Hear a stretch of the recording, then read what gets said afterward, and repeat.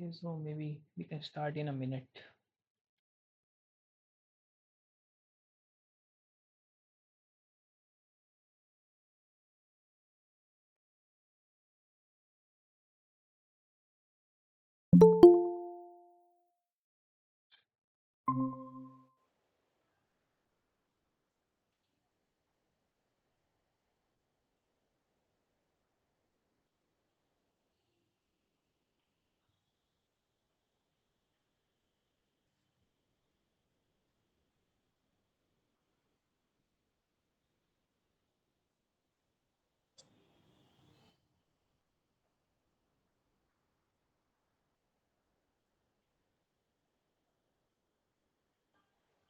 Okay, so good evening, everyone.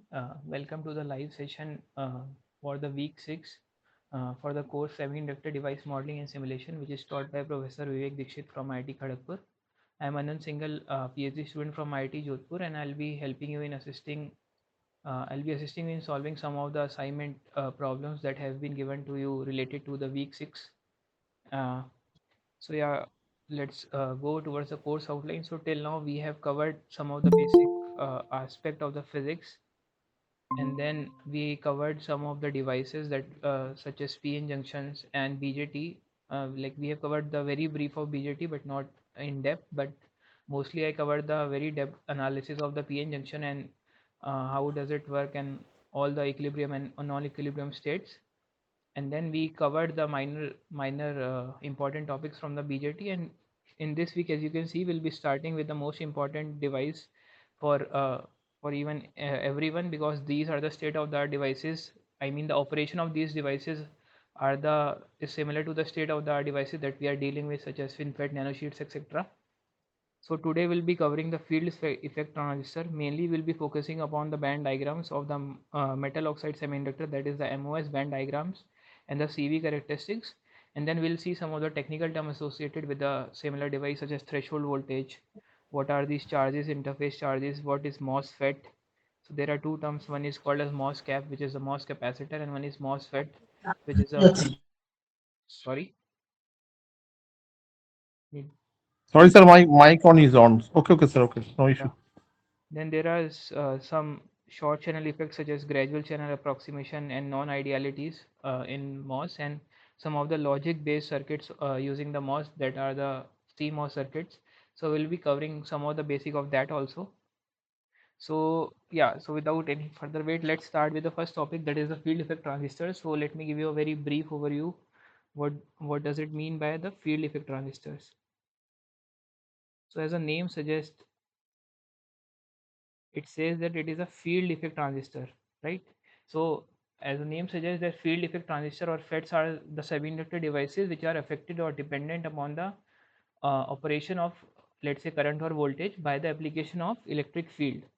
So it is affected by the electric field. The field in the field effect transistor is the electric field. So that is why we call them as field effect transistors, and they are mostly used in the integrated circuits. I mean, all the components that we have in our mobile phones, etc., are made up of these FETs only.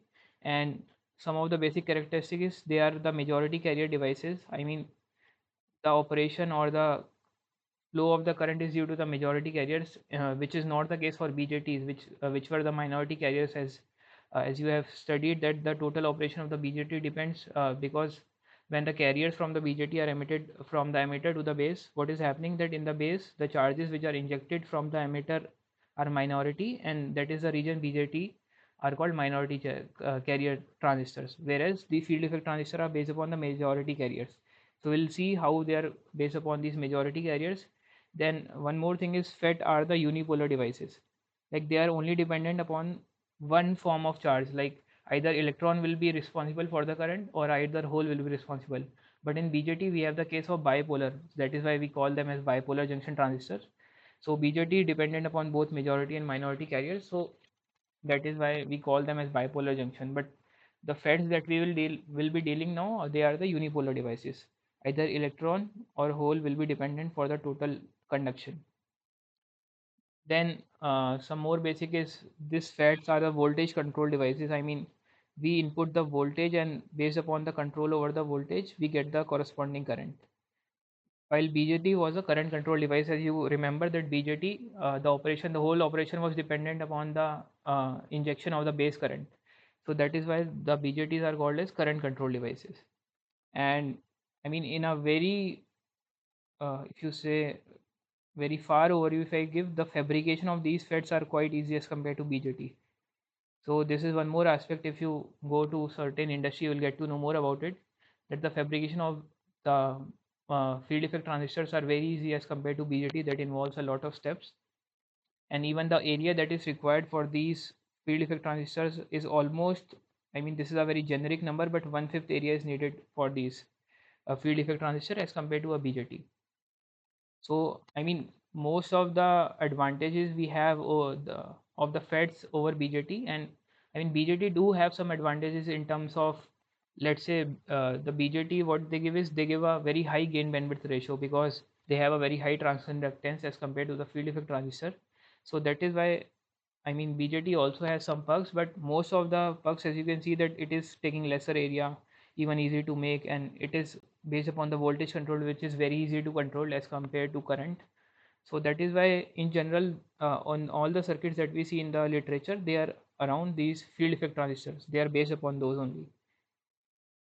So if I try to classify these FETs, maybe in the next page I can do that. So these FETs are classified into two parts. One is the junction FETs. So I mean, these are the old technologies that we have. We also call them as JFETs. And the second thing is a MOSFETs, which is a metal oxide semiconductor field effect transistor, and they are also subdivided into two parts. One is called as enhancement, and the second is called as depletion. So majorly we'll be focusing upon this aspect. The enhancement field effect transistor or the enhancement metal oxide semiconductor field effect transistor are the things that we'll be covering, and majorly seeing that what is the operation of this, and after that we'll be solving some of the problems. So as the name suggests, this is a metal oxide semiconductor and then some transistor. So we'll be first seeing that what is this metal oxide semiconductor. I mean, there are three different types of material that you can see. One is a metal, one is a oxide, and one is a semiconductor. So how does it work? We'll be seeing that first.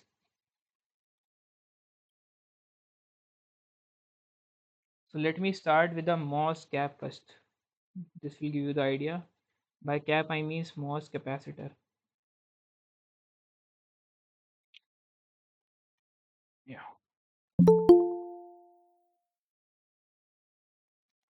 So the MOSFET is basically, the principle of MOSFET is dependent upon this MOS capacitor only.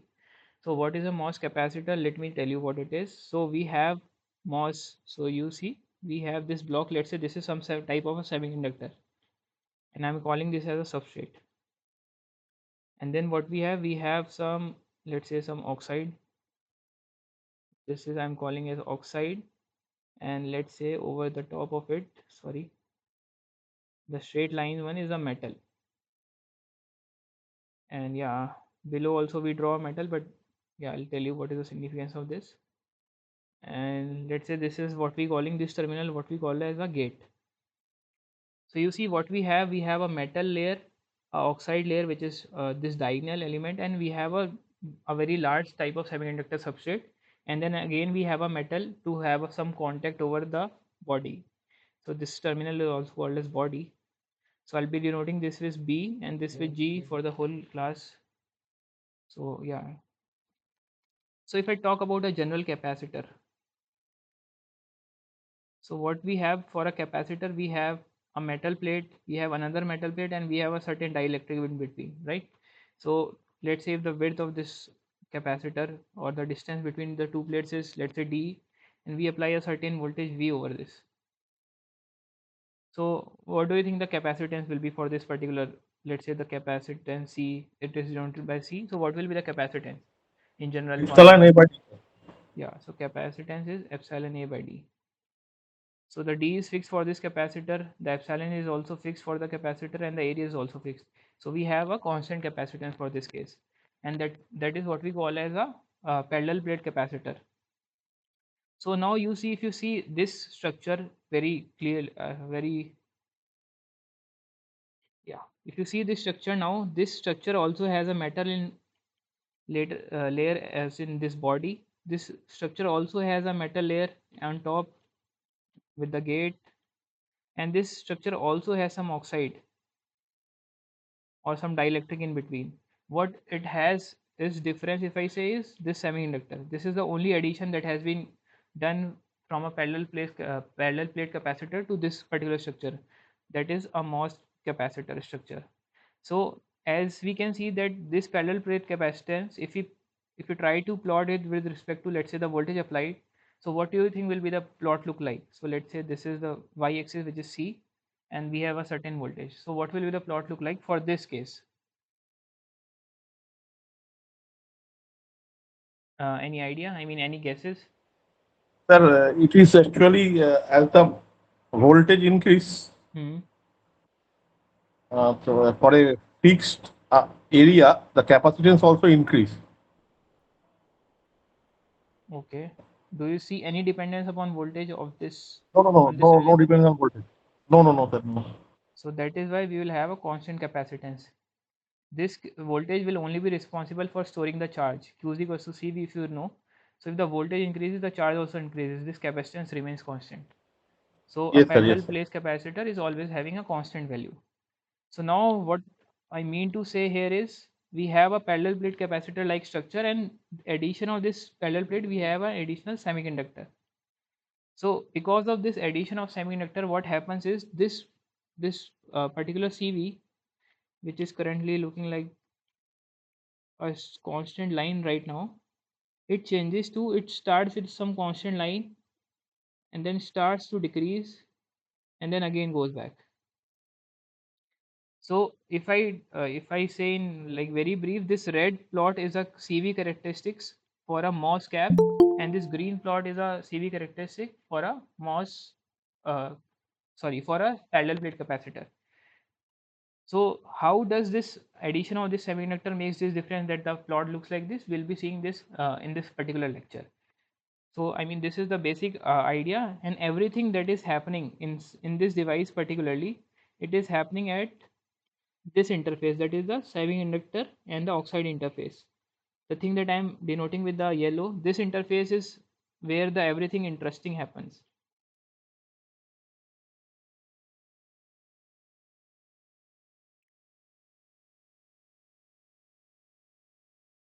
At the semiconductor oxide interface, we are not worried about this because it is the bulk, so it will not be having much impact. So we'll be only talking about what is interesting happening at the semiconductor and the oxide interface. So to give some more details, this metal layer is in general made up of different metals. It can be of aluminum, but in the industry we mostly prefer this of polycrystalline silicon. Polycrystalline silicon is nothing but a very highly doped silicon which acts as a metal, and in general we call this as metal layer only. So as every device, we started with making of the band diagram, so let's do that first. So we have this device now. Maybe in your notebooks you can also try or start to make the band diagram. That would be great. So we'll be starting with the energy band diagram for this MOS capacitor. Sorry.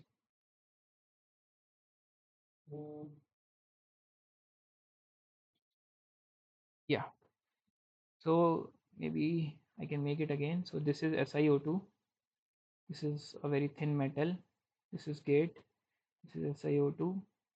This is, let's say, semiconductor substrate, and I'm taking this as P type. For the simplicity, I'll be taking the P type substrate, and this is again a metal and a body. So this is what we have. So let's try to make a band diagram out of it. So as you see that we have the elements vertically laid out. So what we'll do is we'll rotate this 90-degree to make the band diagram. So what I can do is, yeah, maybe I can make it again. Yeah. So let's say this is a metal. I'm making a very bigger diagram so that this is SiO2, and let's say this is a substrate. This is a metal, And then again we have a metal, but we are not very interested, so I'll not make this terminal again. So yeah,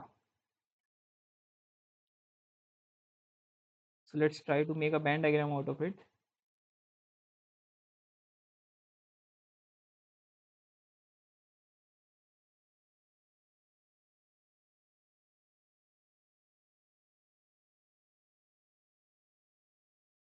So as we have seen some of the technical terms beforehand only, so let's say this is the Fermi level for the metal EFM, that is what I'm writing, and this is the vacuum line. So what do you think is this? Can someone comment? The difference between the Fermi and the vacuum is what?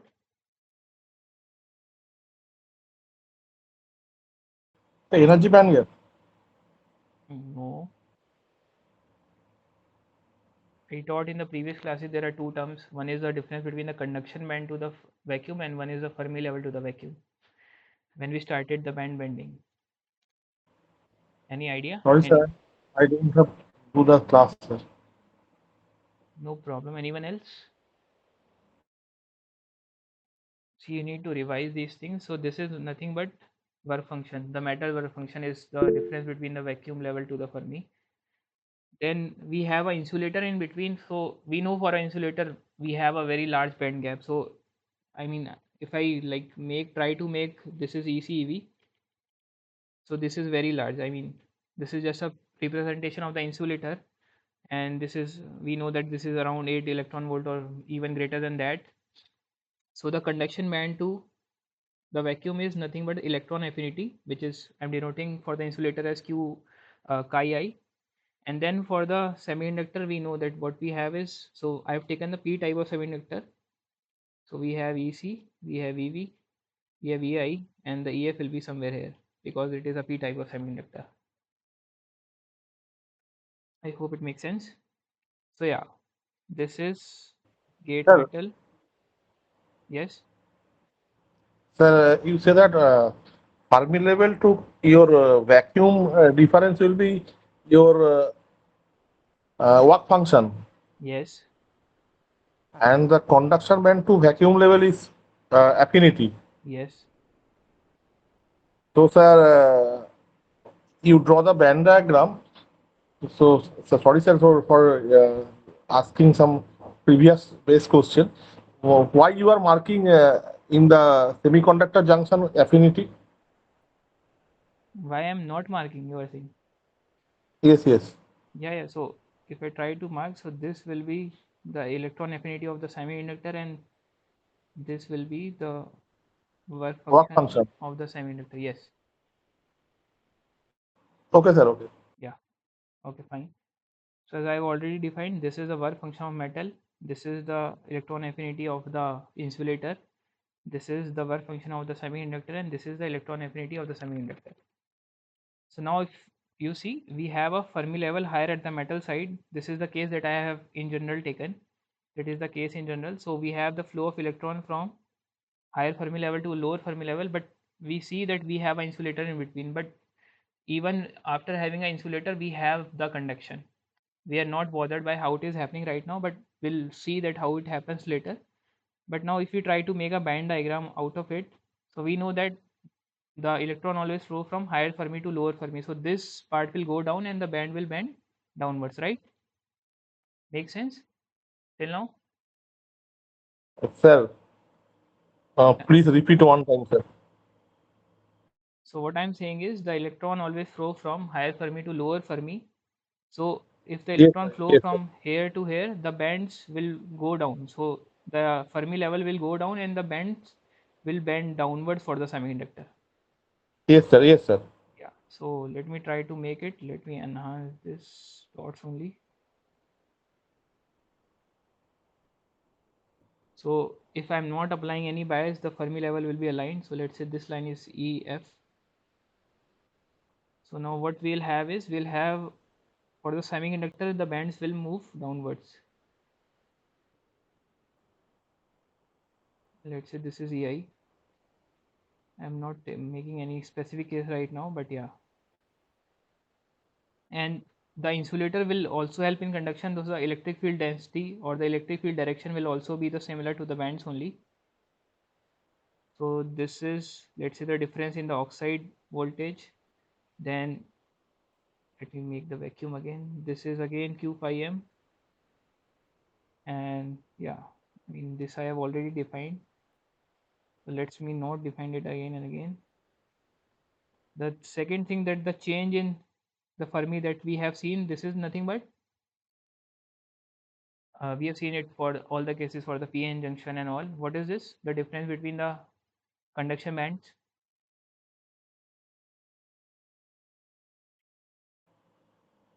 Conduction band and sir, Fermi level. No, conduction band difference. This is some kind of a potential that builds in between the depletion or in between the junction. Sorry. Yeah, this is the built-in voltage. So I'm Voltage. denoting this as VBI. So now you see, if I try to see from the diagram, what I have is the oxide plus the VBI.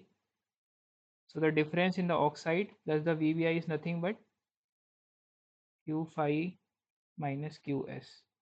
So this minus this, if I do, so we are only left with the conduction band difference and the oxide capacity, oh sorry, oxide voltage application difference. So what we say that in general, that the V oxide, the voltage that has been developed in the oxide layer and the built-in potential is nothing but the metal work function. If you remember in the earlier classes, the work function was simply coming out to be VBI because we don't have any oxide layer, but due to the drop in the potential in the oxide also, so we have this additional term only. So there is nothing different in this. This derivation remains the same, or the explanation remains the same, that when we create a junction, uh, we know that the work function of metal and the electron affinity of the semiconductor and also the electron affinity of insulator, it will not change, but what will change is the Fermi levels will align first of all at thermal equilibrium, and uh, the the sum of this built-in potential and the oxide voltage will give you the difference between the metal and the semiconductor work function. So from this we come to our first technical term from this MOS capacitor, that is the flat band voltage.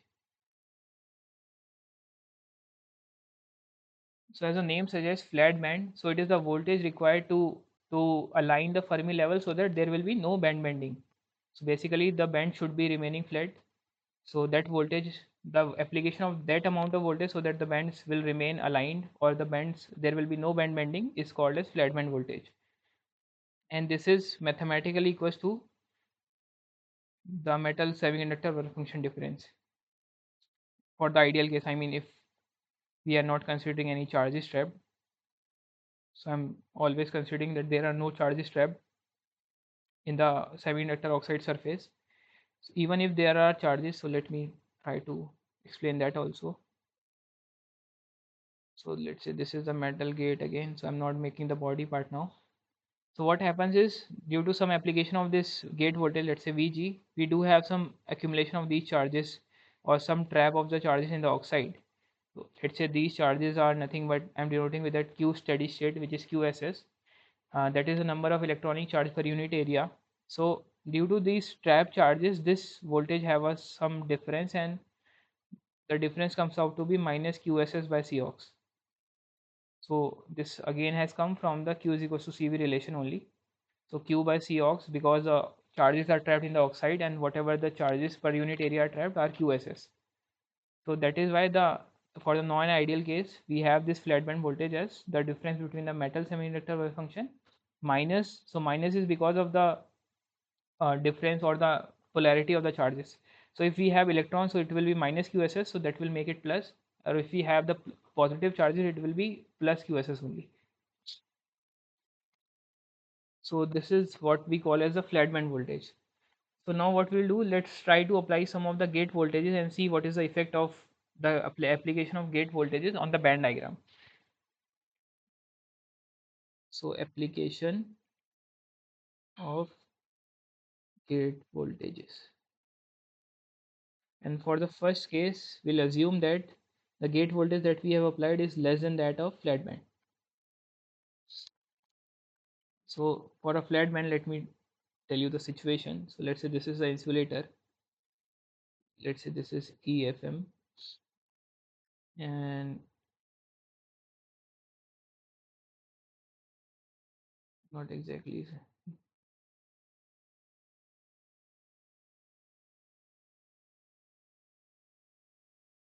So the Fermi level EFP. So this voltage is nothing but, if I apply is equals to VFB, you see the bands are flat, there is no band bending. So this voltage application of the gate voltage, which is equals to VFB, is what we call as a flat band voltage. Makes sense, right? I mean, I'll be now applying more voltages so that we see what is the effect of that. So for this particular case, we are applying the voltage which is less than that of flat band. So if I apply a voltage which is less than that of flat band, what do you think will happen to the Fermi level? Will it go up or down?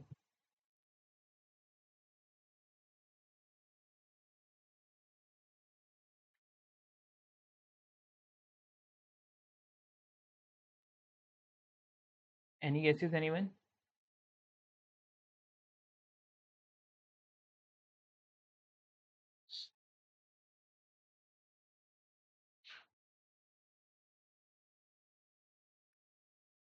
If you remember the p-n junction case for quasi Fermi level that we make, you should answer. You can then answer this question. So for the p-n junction, once we apply a positive voltage towards the p side and negative voltage towards the n side, what happens to the Fermi level? They breaks, right? Yes, sir. Yes. So if I apply a negative voltage over the metal, what do you think will happen to the Fermi level? Negative voltage means more electrons, right?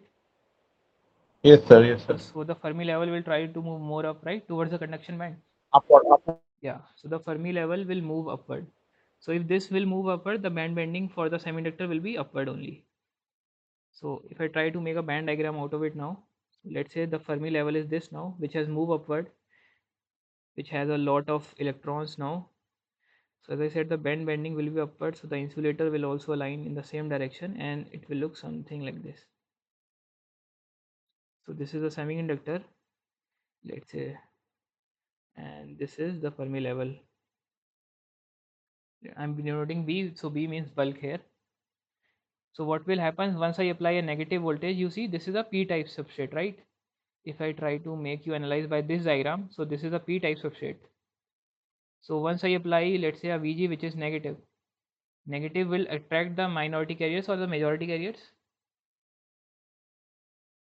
In case of P, sir, it will be it will be attract the majority carrier, sir. Yeah. So what happens once I apply a negative voltage? There will be accumulation of lot of holes. Those are the majority carriers.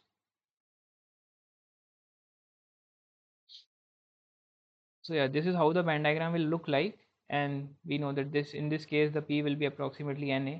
That is, yeah, that is the other case. But for this case, what we call as, this region is called as the accumulation of majority carriers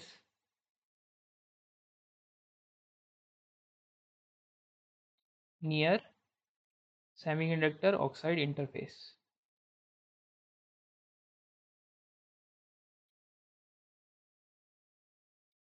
Any doubts in this particular case? No, sir. No. Okay. Actually, sir, when you give the reverse bias, Hmm. whatever you say that, the metal part will be turn upward. Semi insulator part will be follow as the remaining two band diagram, and the due to negative voltage applied, the charge will be accumulated near the lower part of the region. No, holes always get accumulated below that of Fermi level, and electrons are getting always Yes. stuck a barrier at the top of that. That is the conduction band layer. So accumulation of hole happens for this particular case when we are applying a negative voltage. And negative voltage does not mean reverse bias because the metal is highly electron based, right? So we cannot say the word reverse bias for this. Metal already is rich in Okay. electron and we are applying a negative bias to that. Okay. Yeah. So now this is the case when the accumulation of majority carriers happens. So it means that if I try to increase Vg at up to a certain point such that it becomes VFB, so you see this will try to come downward such that we have a case in between in which the bands will have a flat band, right? Yes, sir. Yeah. So now if I what I do is I'll now try to increase Vg greater than that of VFB. So I've started with a negative voltage, let's say, and I'm going towards the positive voltage now. So if I apply a positive voltage here, so what do you think will happen? Then bend toward downwards. Yeah. So first of all, the Fermi level will go down because we are applying a positive voltage. It will go towards the intrinsic level, and because this Fermi level will go down, we will have a band bending of downwards of this p-type semiconductor. So if I try to make it, so let's say the Fermi level has went down now. So the band bending will be like in a downward direction.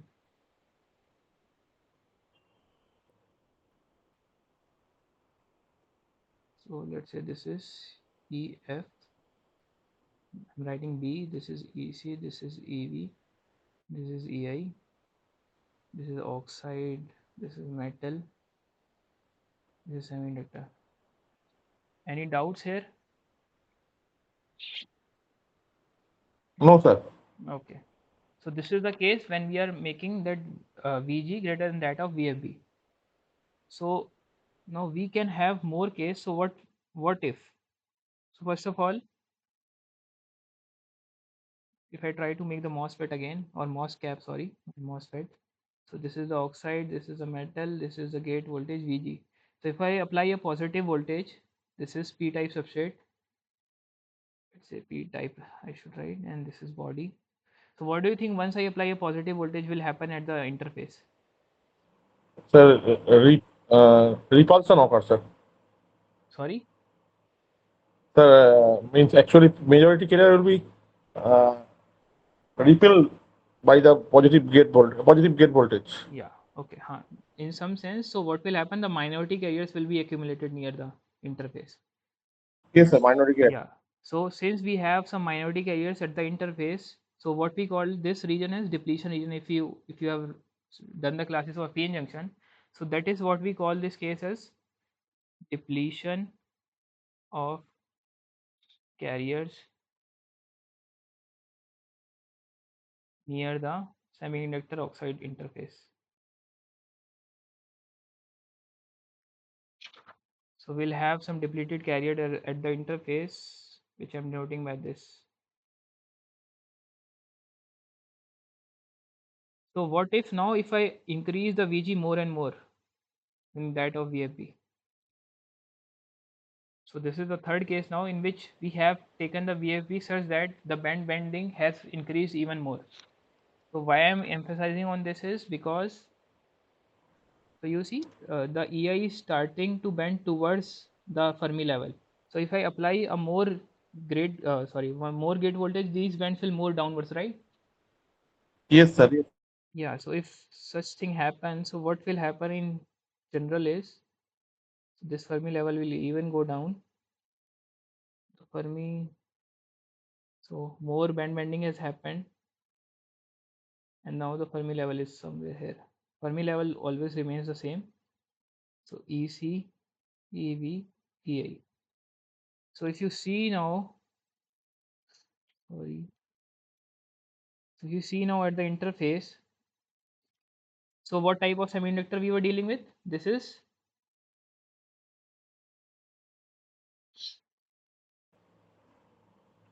what type of semiconductor is this? P type, right? P-type, sir. So now you see at the interface the EI and EF. So if I'm seeing at the interface now, this part. So what do you think is greater, EF or EI? Let's say I'm denoting interface for int.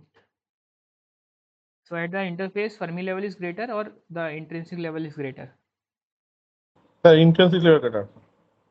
Okay, see it again.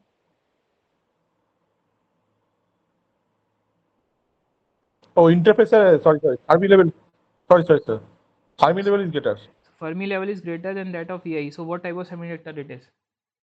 when the Fermi level is above EI.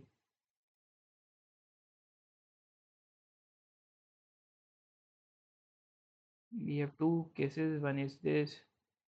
The second case, what has happened? This is EF has shifted now. So what is the type of semiconductor at the interface? Sir, sir, which one, sir?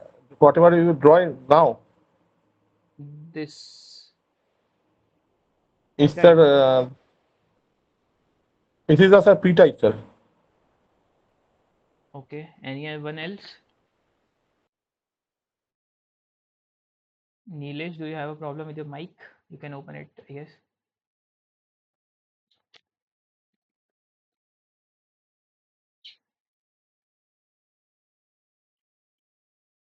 Anyone else?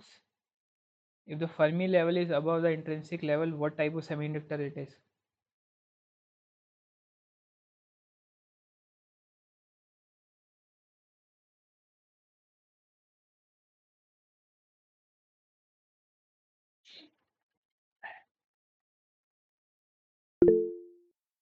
Okay, fine, fine.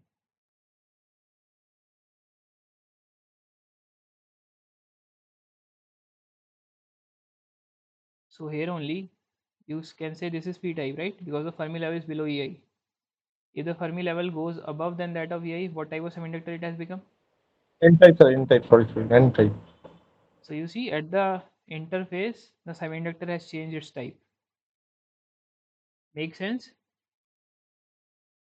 Yes, sir. Yes, sir. So that is why we call this particular operation as inversion operation or inversion region. So we have increased the gate voltage such that there is a inversion happens. The P type semiconductor is acting like a N type semiconductor at the interface. So the three operation, if I try to now summarize, the first is the accumulation, the second was the depletion, and the third was the inversion.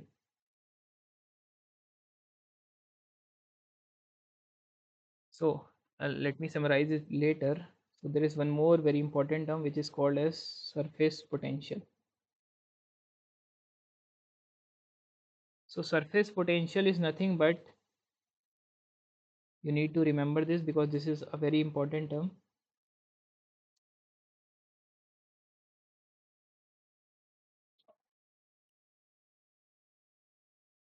So let's say this is EI, and again maybe I can make this as EF, P, let's say, or B. So surface potential is nothing but the difference in the intrinsic level at the bulk to the intrinsic level at the interface. Always try to remember this term. So the difference of EI at the bulk to the difference to of EI at the interface is nothing but surface potential, and this is denoted using phi s.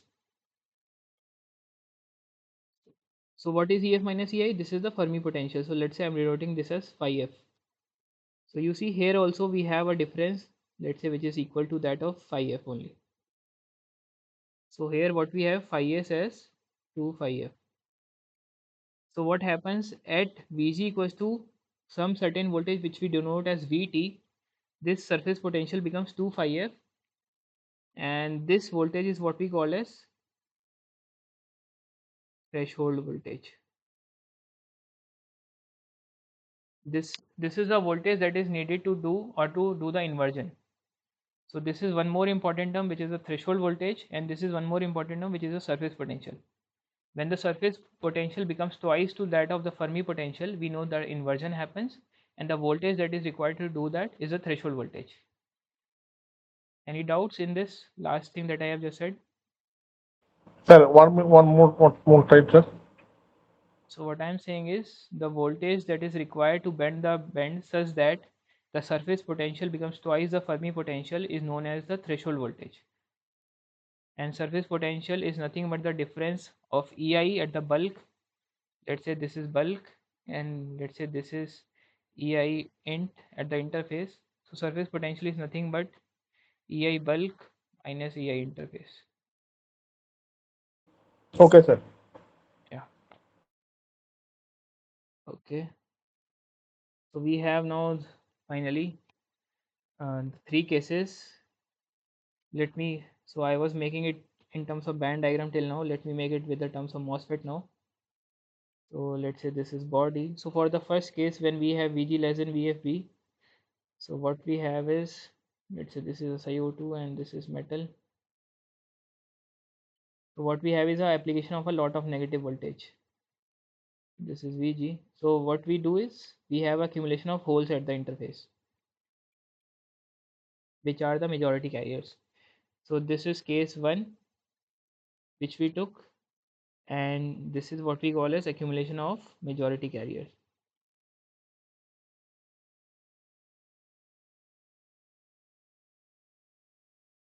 The second case, what we did is we had a voltage which is greater than that of VFB, but not that such that the inversion happens. So we call that case as the depletion one. So case 2 is this, in which we have Vg greater than VFB, but at the same time less than Vt. So what happens in this case, we have a certain depletion layer formed, which is only containing the minority carriers, and the depletion width is xd here. So this is depletion region, or the depletion mode you can say. And the third case is nothing but when Vg is greater than VFB and even greater than that of Vt. So what happens in this case? Inversion happens. So we have a lot of electrons, whatever the minority electrons we have at the semiconductor interface. We have a metal, and again, so this is xd only, the depletion layer, but we have the inversion. So this is plus plus, the positive voltage is applied. So this is like a capacitor now, parallel plate capacitor, the first, and this is also like a capacitor. So, so this is case 3, and this is inversion.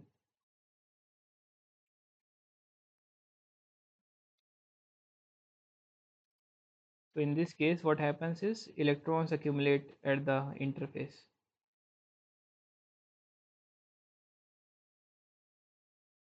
So you need to have the band diagrams in your mind to have the clarity over these MOS diagrams. So that is why I try to explain the band diagrams first. Is there any doubt in these 3 cases? No, sir. So, sir, actually means in case of third case, it is act as a parallel plate capacitor. Yeah, first and third both are acting as a parallel plate capacitor. So this is minus But plus, in and this is minus plus plus why it minus. will be changed. Sorry? In case of first case, the accumulation will be holes, and in third case, the accumulation of electron. Yeah, because the positive voltage is now holes. Both of them And have what is the same oxide capacitance basically, but the, we have the inversion of layer. The magnitude will remain same. okay, So okay, sir. in Okay. this case only what we have a C oxide, and we have in series. So this is now XD, right? So we have another capacitance in parallel, sorry, in parallel, in series with C depletion, I can say. So C depletion is this capacitance, which is due to the depletion layer which has formed due to the application of the negative voltage. Sorry, not negative, positive voltage only. What has happened? Yeah. So I can also explain you that CV diagram using this also. So what happens is, so this is C, this is V. So you see for the first case when Vg remains negative such that it does not crosses the flat band, it remains equals to Cox, right? Then there is the addition of this depletion capacitance. So this actually becomes Cox times C dab upon Cox plus C dab, which is a series formula for capacitance, and it starts to reduce. Reduce or decrease. Yeah. So it decreases in the depletion region, and once it reaches Vt, it will try to again go back to Cox. So that is why the CV curve, which was looking like a straight line for the case of parallel plate, looks like this for the case of MOS cap.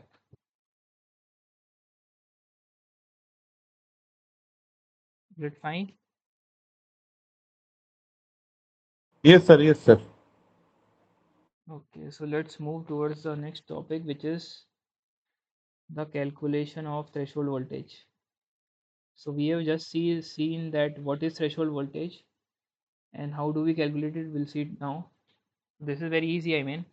So the step one would be, first of all, we need to apply such gate voltage which is to achieve, we'll first achieve the flat band. So the gate voltage that we need to apply to achieve flat band is nothing but VFB. And we have already defined this VFB is 5 ms. If there are any charges, this is QSS dash by Cox. Step 2 will be, after accumulation, will we go? After accumulation, sir, depletion. Yeah. So we'll now increase the gate voltage so that we need to deplete the oxide semiconductor interface. So for that we need PGB, which is VFB, that is a flat band, plus some certain voltage which I am denoting as Q depletion by Cox. In this case, let's take the mod of it. So this is the voltage, that additional voltage that will be required to deplete. Now finally what we need to do is we need to invert it, right? Step 3 will be inversion. Yes, sir. So inversion, we know that it happens when we have a surface potential or the voltage applied that is equals to the surface potential, and in this case this is 2 phi f, and phi f is again nothing but EF minus EI. And if you remember EF minus EI from the formula, since we have a p type substrate, it is nothing but VT ln Na over Ni, right? Yes, sir. Yeah.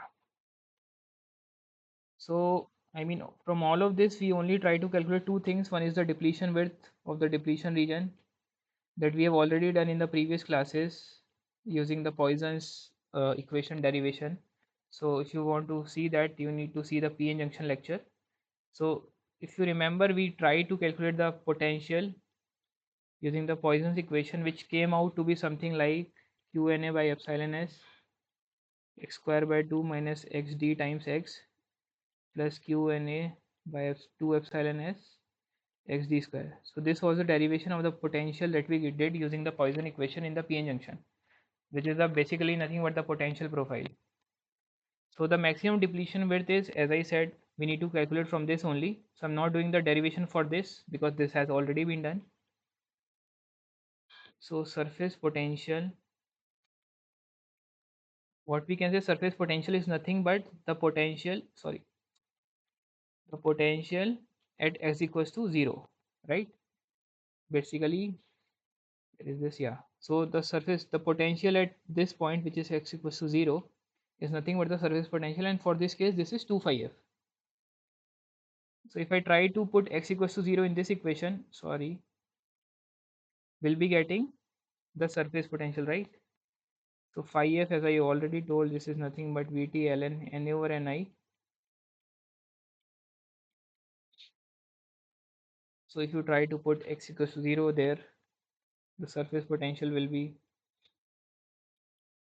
so this will become 0, this will also become 0. So we are only left with this term, which is Qna by epsilon s xd square. And from this you can easily calculate the depletion width, which is xd, which comes out to be under root, did I write something wrong? Yeah, by 2 epsilon s was the formula. So xd comes out to be 2 epsilon s pi s by Qna. Or you can say, if you want to calculate the maximum depletion width, we know that xd becomes when phi s is equals to 2 phi f. So this is the maximum depletion width. So this comes out to be 4 epsilon s pi f by Qna. Any doubts here? I mean, this is No, very sir. okay. Sir, So one time, sir, please. sorry. Just see the board, sir. Oh, one minute, sir. Sure, sure. Yeah.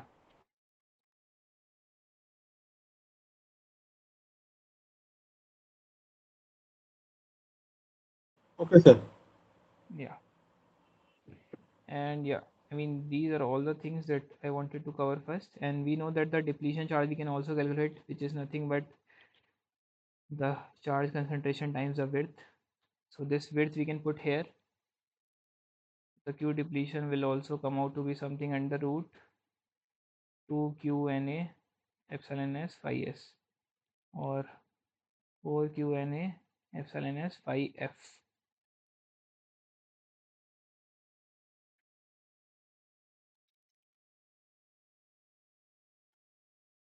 So now we can write the gate voltage finally that we needed was to create the inversion was VFB plus Q depletion by C aux and plus 2 phi f. So this is nothing but the threshold voltage. So we can now formulate the threshold voltage. It is nothing but the flat band plus this 4QNA epsilon s phi f under root by C aux plus 2 phi f. Phi f is nothing but VT ln Na upon Ni, because we are taking the p type substrate. So I'm telling everything with respect to a p type substrate only. Is it fine, everyone? Any doubts till now? Because this is all that I wanted to tell in this particular lecture on the theoretical basis. Okay. Okay, sir. Okay. Yeah, so if not, let's go towards some problems now.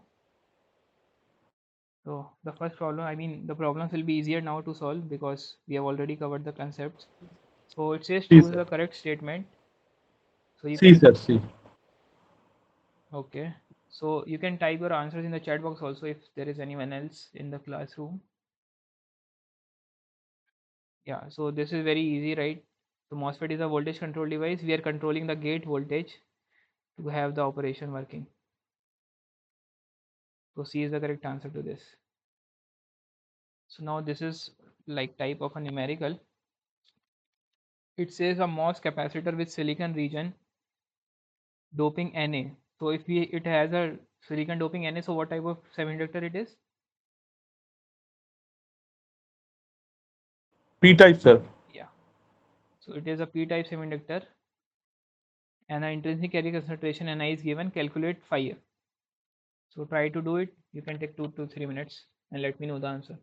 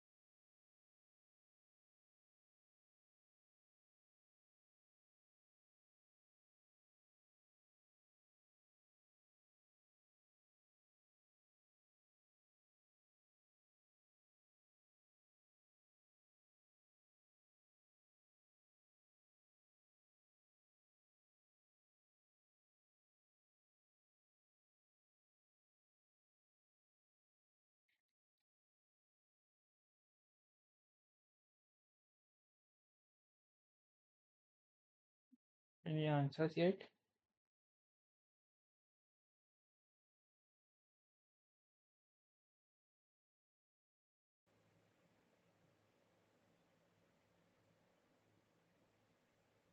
The 0.26.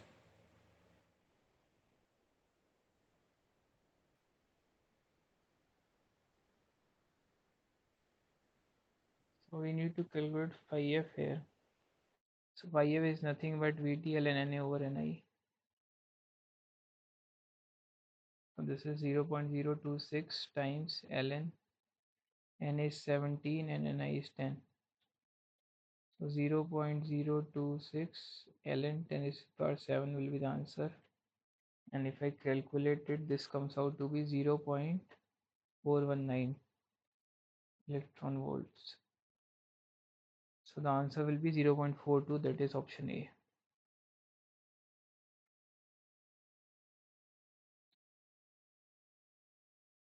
Is it fine? Yes, sir. Yes. Yes, so let's move towards the next problem. Okay, so we'll be dealing this later because it involves MOSFET, so we have not covered it yet. So let's wait for this. Let's first do this. So we have a MOS capacitor with Na, Ni, with the oxide thickness is also given. The permittivity is also given for the oxide. We need to first calculate the depletion layer thickness, that is nothing but XD, and second is the electric field at the surface, so E max. So this is again a very easy problem. Try to do it and let me know what is the answer. We have just done the derivation for the same, so it will not take much time.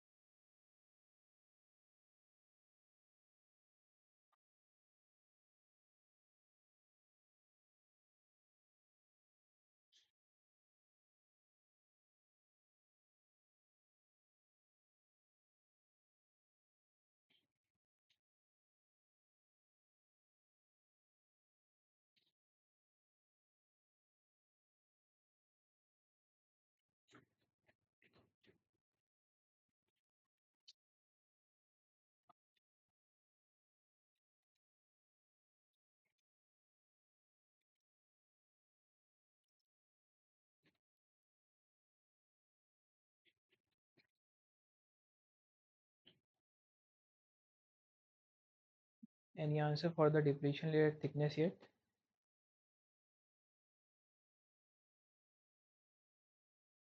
Sir, 1 minute, sir. 1 minute. Yeah.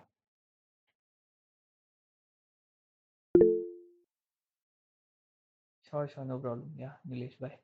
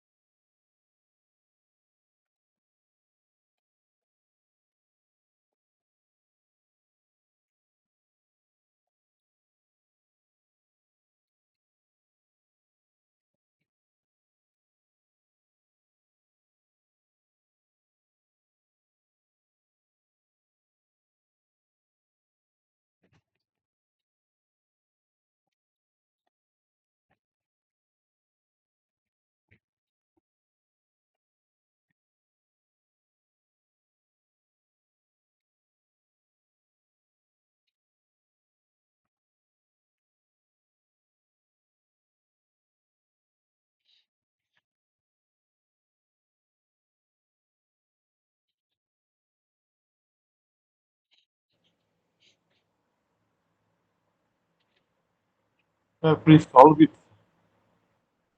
Sorry. Please solve this. Answer is not matching with the code.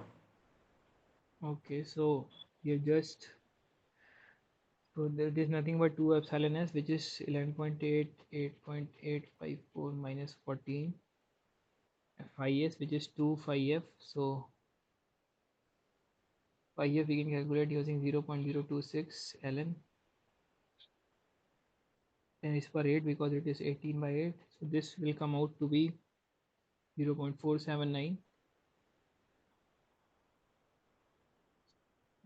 and in below we have q and a. So minus 19 and this is na. So in under root. So yeah, this is 14. This is minus 1. This is minus 13. So you solve it, it will come out to be 3.537 times 10 raised to power minus 6 centimeter, which is 35.37 10 raised to power minus 7 centimeter, and this is nothing but nanometer. The answer would be 35.37 nanometer, which is already given in one option, which is only B. So for also calculating the electric field, we can calculate now. It will be nothing but Q into 2Q of phi s Na over epsilon s under root. Again, by applying all these terms, the reciprocal of that almost. So it will come out to be 5. Sorry, what was the option? It will come out to be 5.42 to 10 raised per 5 volt per centimeter. So option B is the correct answer to this particular question. Okay, let's move ahead. Now it says a high frequency MOS capacitance versus voltage curve is sketched below. Assume that semiconductor is silicon and as it at room temperature, semiconductor is what? Okay, so this particular question is of high frequency, but ideally what we make it something like this. You can consider it like this for now. I'll let you know what is high frequency in the maybe in the next class or in this class only. So you need to tell what type of semiconductor it is.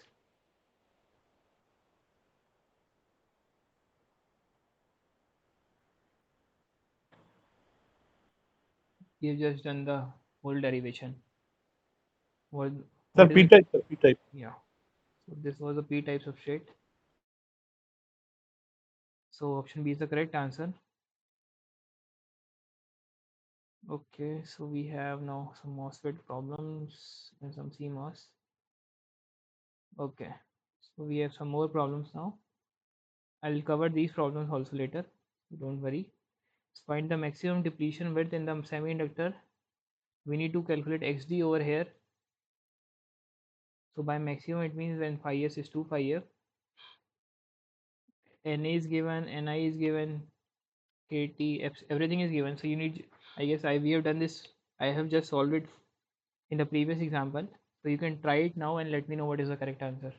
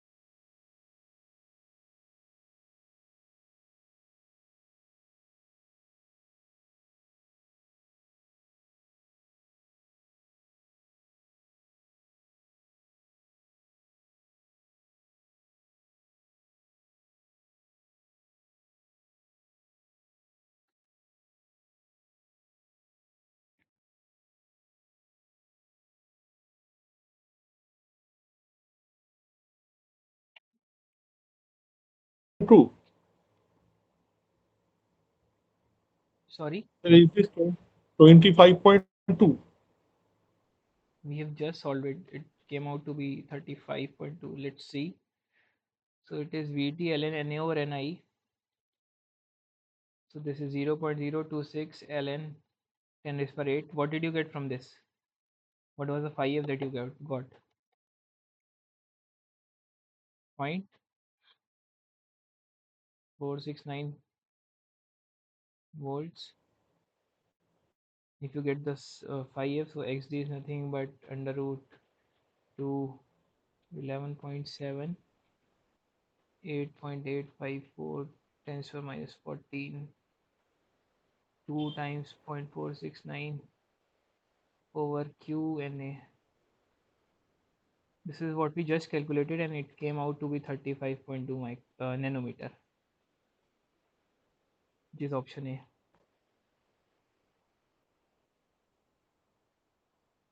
Is it fine?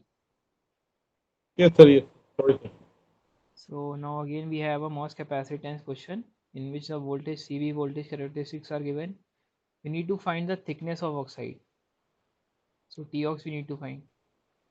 You want to try it? Yes, sir. Yes, sir. Okay, just go ahead and let me know what do you think will be the answer in maybe 2-3 minutes.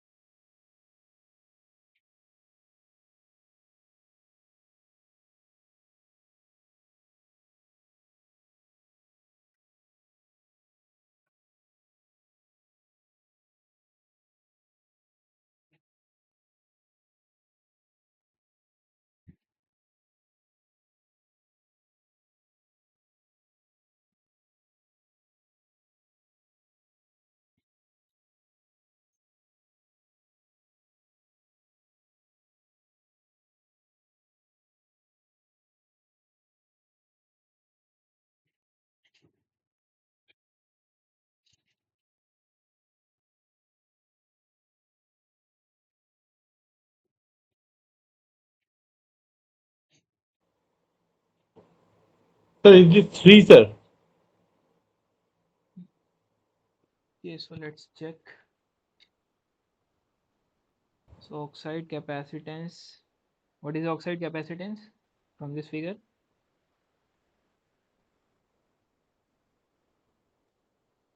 Yes, sir. What is oxide capacitance? Sir, epsilon A by T ox. Yeah, what is, I mean, from the figure, can you tell what is oxide capacitance?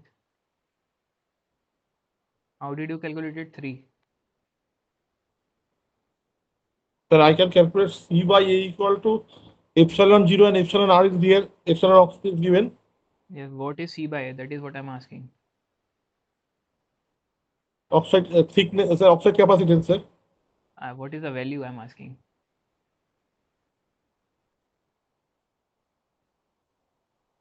The 3 nanometer. What is the value of oxide capacitance? Cox. Okay. Cox, Cox. Yeah, what is the value of Cox? From this figure, you cannot tell what is the value of Cox. Sir, 1.15 into 10 to the minus 6. Yeah,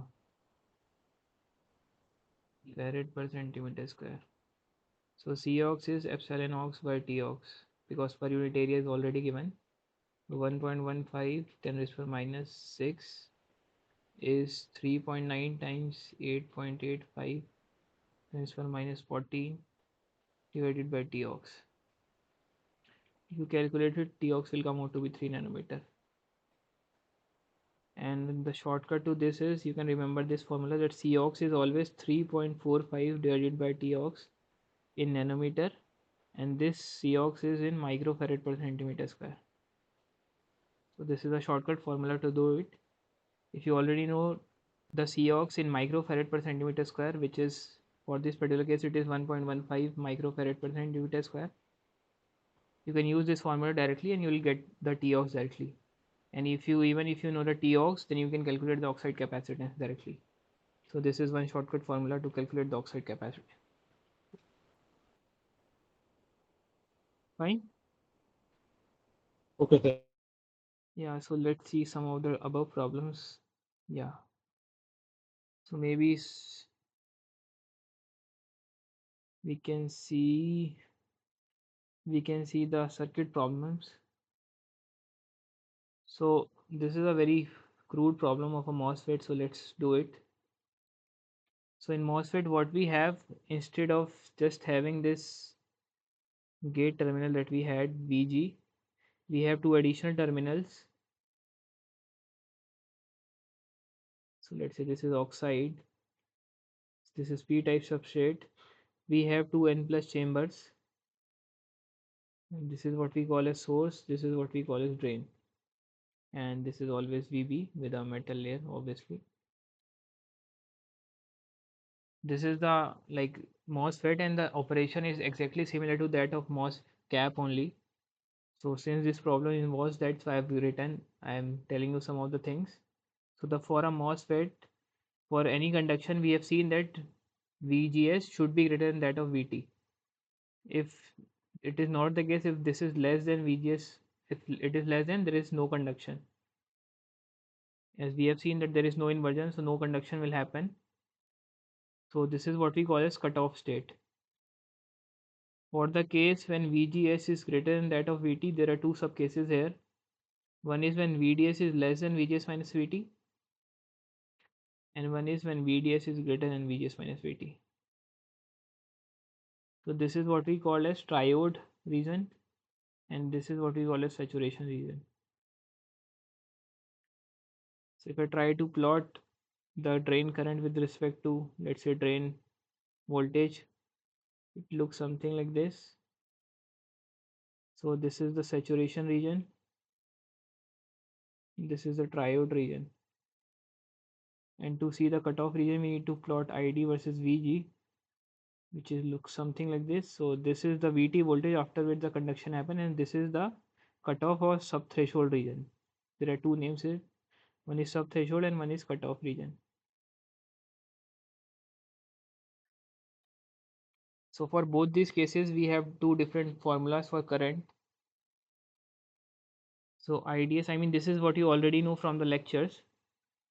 So we know that this is mu and Cox W by L, VGS minus VT times VDS minus VDS square by 2. This is for linear or triode. And we have mu n 1 by 2 mu n Cox W by L, VGS minus VT whole square. This is for saturation.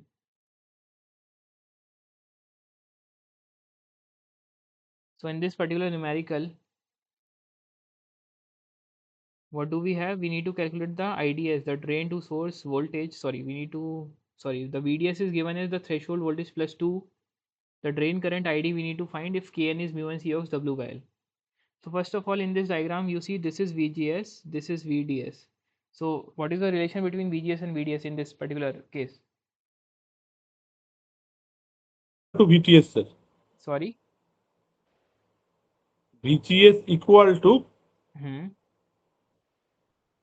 VGS equals to, even VDS. yes, so they are short circuited, so both the voltages will be same. So it is already given that the VDS is equals to VT plus 2. So if since they are short circuited, so can you tell which region is this particular circuit in from these two? Sir, sir, this Yes. So is the VDS greater than that of VGS minus VT, or if the VDS is, sorry, less than that of VGS minus VT? We know that VDS is equals to VGS, which is VT plus 2. So is it this hmm. correct or this correct? Sir, obviously, sir, this indicate that if I subtract, obviously, sir, lower one is correct. Sir. This is correct. No, no, no, sir. Sorry, sir. VDS equal to VGS. Hmm. So VDS equal to VGS minus VT. So V upper one correct, sir. Upper one. VDS greater than VGS minus VT. Yeah, so it will always be greater than, that means it is always in saturation. Saturation region, sir. Saturation region. Yeah, so if it is the case, then ID is nothing but 1 by 2 mu n Cox W by L VGS minus VT whole square. So you can calculate now. So Kn is this mu n Cox W by L is Kn. So what I can write is 1 by 2 times Kn VGS minus VT Again, whole square. So VGS is equals to VDS is already given, which is 2 plus VT. 2 plus VT. So I can write 2 plus Vt minus Vt whole square. So Vt will cancel out. So it will be 1 by 2 times Kn Up times again by 2. 2 square. So that Again is by 4. So the again by 2. ID will come out to be 2Kn, which is option A. Okay.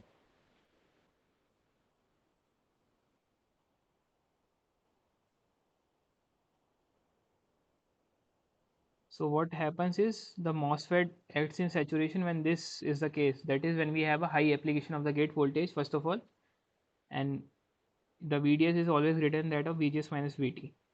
So based upon that, there is one more type of problems, that is the CMOS problems that are given in this particular week's topic. So let's also cover that. So I mean, I can tell you how does this circuit work. So we have certain inputs A, B. So let's say A can be 1 or 0. By 1 I mean high voltage, and by 0 So I is the mean, option sorry, is this is a AND gate? this is a NAND gate. So we'll see what is the, AND gate. yeah, no problem. So we can make a very easy truth table out of this. Let's say this is the output. So when both of the A and B are 0, so when A is 0, what do you think this NMOS, is it in cutoff, is it in saturation? I mean, is it off or is it on? So for a NMOS, we have just seen that the VGS should be greater than or less than that of VT. So greater than. Yeah. Similarly, for a PMOS, the condition is the opposite, that is less than. So this, if this is off, then the output voltage will be 1, right? 1. Now the second case is 0 and 1. So similarly, once this A becomes 0, this will always be off. So again, the output voltage will be 1. So now 1, 0. Yes. And then So again, the output voltage will be 1 because this will become on, this will get short circuited, but this is off. So the output will be always VDD.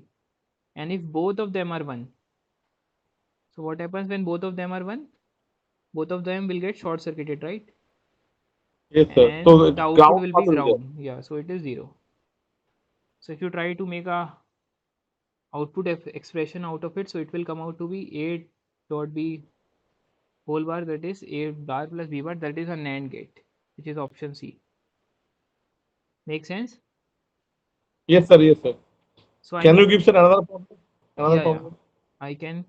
So there is a shortcut of doing these also. Whatever is there in this series, you can just multiply them and just do the bar of that will be the final answer. Okay. Okay, sir. And whatever are the things in parallel, let's say A, I have, A plus B. A yeah, plus B. let's say this is was the case and there was no B, for example. So this is, if this is B, so it will be A plus B and then you just do the bar. Whole bar. Yeah. Whole bar. So if you now able to grasp this, so try to do this problem now. So let me write something there. So this is A bar, this is A, this is B, this is B bar, this is A bar, this is B, this is A, this is B bar.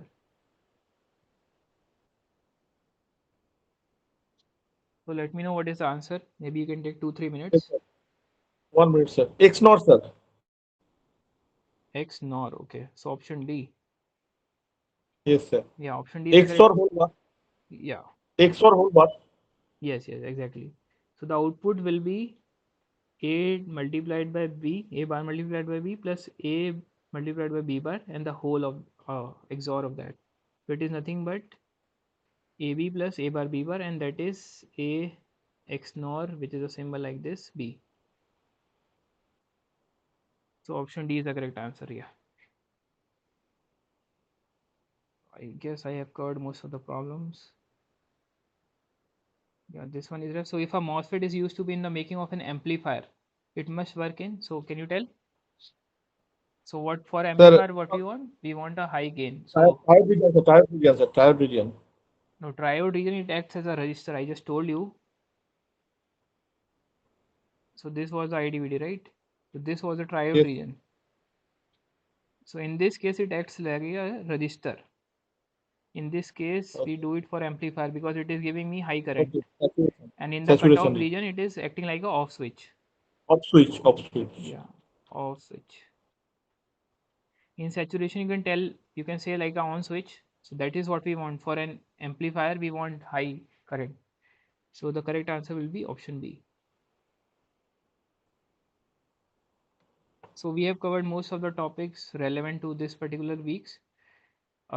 Maybe I'll go in some detail of the CV characteristics in the next lecture, which is scheduled on Friday, this Friday only, like day after tomorrow. And maybe after covering some non-idealities and telling you some more formulas for MOSFET, I'll be covering the classical transport theory. And in this, the few main topics will be the Boltzmann transfer equation, that is the BTE solver, and this scattering and mobility is another part that is quite important. So we'll be covering this this Friday only. So yeah, so that is it for this particular week. So let's meet day after tomorrow for the at the same time 6 to 8 for this particular week 7 session. Sir. Yes. Uh, sir. You can take the assignment of the class week 5 already done, na, sir? Yes, yes. Week 5 is already done and it is on YouTube. Okay, sir. Okay, sir. If there any doubt, actually today is the last day to submit the assignment. Okay, sir. Yes. If any doubts are there, I can submit assignment. After that, I can give you mail, na, sir. Yes, yes. You can mail me if you have any doubts. Okay, sir. Okay. Thank you, sir. Yeah, no problem.